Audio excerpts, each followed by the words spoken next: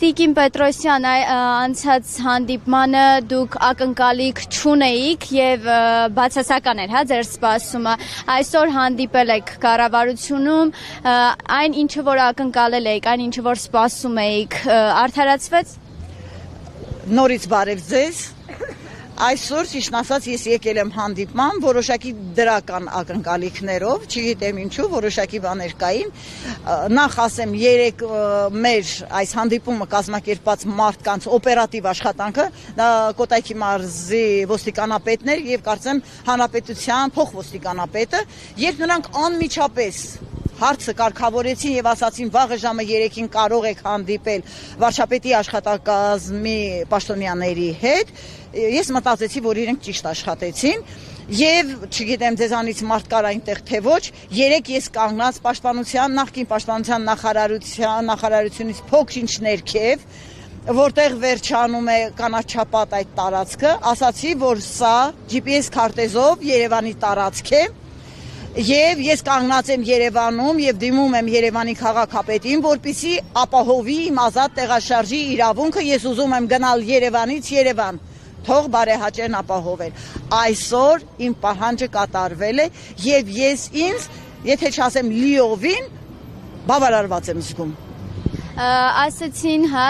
ձեր համայնքի բնակիչներից, որ Քասախի այ բնակիչը վրդոված է դուրս եկել քննարկումից, կարող է նրանք շարունակեն բողոքի ակցիան։ Ես ասել եմ 3 եւ մի քանի անգամ կրկնել եմ, որ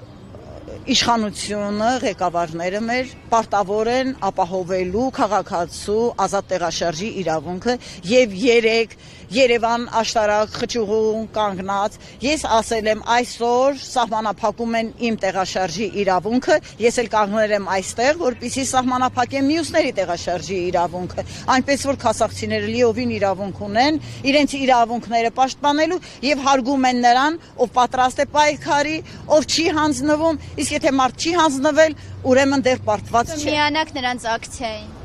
Չէ, չեմ միանա, ոչ։ 15000-ից ավելի բնակիչ ունեցող երկու համայնքների համար 25 համարի երթուղին արդյոք բավարարելու է եւ դժգոհությունների առիթ վաղը չի տալու։ Այս պահին բավարարված է մասամբ կարելի ասել 59 դուրս է եկել 25 համարը որքանով է բավարարելու 15000 բնակչություն ունեցող երկու համայնքներին։ Ուղղակի ամբողջ խնդիրը քանի մեքենա է։ Ես ձեզ ասեմ նախ 15000 չեն բնակիչները, Պրոշյանի բնակիչների թիվը 8000-ի է ձգտում, իսկ Քասախինը մոտավորապես 10000, այնպես ոչ թե 15000 է, այլ 20000-ի է ձգտում մոտավորապես, բայց ես ասեմ ձեզ, որ ասենք հետևողական մարդիկ են հասնում հաջողության, ես մեր հարևան գյուղի բնակավայրի Քասախի բնակիչներին հաջողություն կմաղթեմ, եթե ուզում են ինչ-որ բան փոխել, կարող են պայքարել, այնպես ինչպես մենք պայքարեցինք եւ ասեմ, ես չէի կասկածում եւ պատրաստ էի գտնվել մեր համագյուղացիների կողքին եւ պայքարել 25 համարը երթուղուց չհանելու համար։ Ես նաեւ ուզում եմ ավելացնել, մի անգամ ասել եմ, ես ինքս չեմ օգտվել 25-ից շատ քիչ եմ օգտվել, որովհետեւ չեմ աշխատում, իսկ երկու որդիներս ավտոմեքենաներ ունեն, բայց ես պատրաստ եմ եղել համագյուղացիների հետ պայքարել մինչև վերջ։ Ու եթե այսօր չբավարարվեր մեր պահանջը, ես շարունակելու էի պայքարել, որովհետեւ վաղը կարող է նաեւ ինչ ասեմ, իմ հարևանին, ինձ մյուսին։ Անցման մեջ ինչպես է լինի, մի 3 անգամ Երևան իջնում էի, չնայած որ ես գիտեմ, ինձ ասել են ճիշտ ասած, ես չեմ տեսել ինչ մեկնաբանություններ են եղել այդ տեսանյութի տակ, որ ես եմ, ասենք, հարցազրույց տվել, ուղղակի բոլորին ուզում եմ ասել, որպես գաղտնիք ասեմ, թե ինչ, ես մինչև այսօր 150 դրամ չեմ վճարել, հարգելիներ, ես վճարել եմ 100 դրամ, որովհետև երբ 25 համարի երթուղին մտել է Պրոշյան, 100 դրամ է եղել ուղևորցը եւ կարող են ուղևորդ թանկացնել, եթե բարեփոխում է լինում, բարեփոխում չի եղել, ոչ մի բան չի փոխվել, ոչ շարժակազմի թիվն է ավելացել, ոչ էլ, ասենք թե ավելի հաճախակի են սկսել աշխատել, բայց հիմա փաստորեն ես ստիպված եմ ասել շնորհակալություն, որ 25 համարը մնաց երթուղում։ Դուք ում հետ հանդիպեցիք Տիկին Մարիամ ներսում։ Ներսում հանդիպել ենք վարչապետի աշխատակազմի ներկայացուցիչների հետ, նրանցից մեկը ուրեմն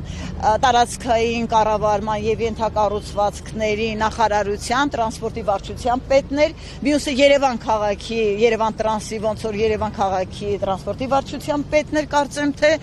մի քանի իմիջայլոց ինչ չի սպասում, շատ դրական մթնոլորտում անցավ, մեր հանդիպումը շատ կառուցողական քննարկում եղավ, իհարկե Քասախի մեր ներկայացուցիչը մի տեսակ վատ տրամադրությամբ դուրս եկավ, բայց ես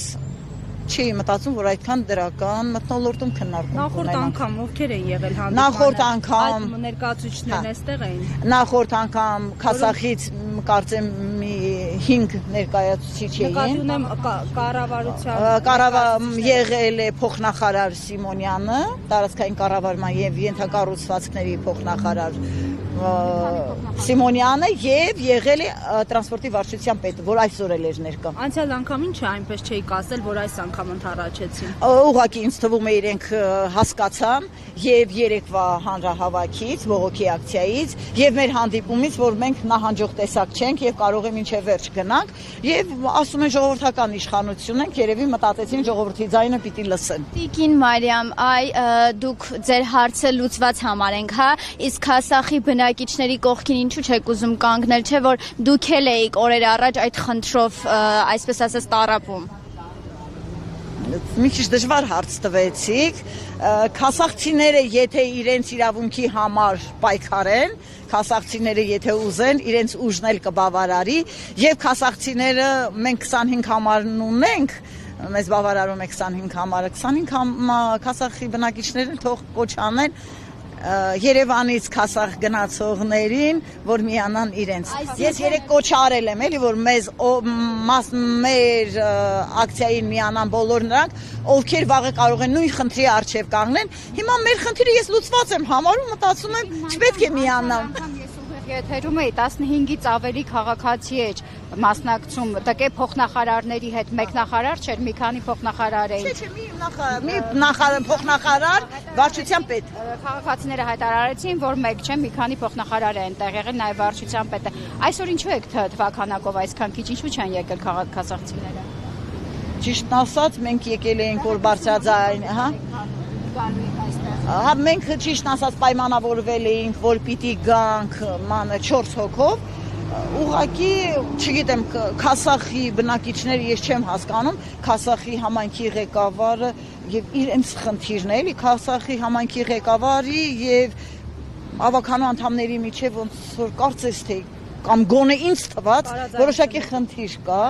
ես չգիտեմ, ինչ որ չգիտեմ չեմ կարող ասել, էլի խնդրում եմ տվեք հարցեր, որոնց ես կկարողանամ պատասխանել։ Տիկին Մարիամ, երբանից է ձեր պայմանավորվածությունը գործելու հենց վաղվանից։ Մինչև հիմա 25-ը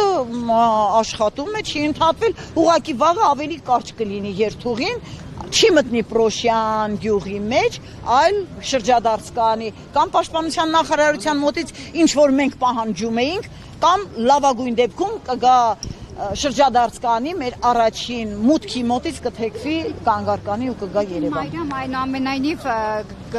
ճանապարհը կրճատվել է, պրոշյանցիները, քասախցիները գալու են իջնելու որոշակի հատված, այնտեղից նորից 150 դրամ վճարեն իրենց ուզած հատվածը հասնելու համար, չէ՞։ Չկասեմ թե ոչ, ես քայլում եմ, ինձ համար դա խնդիր չէ, ես ավելի երկար կքայլեմ,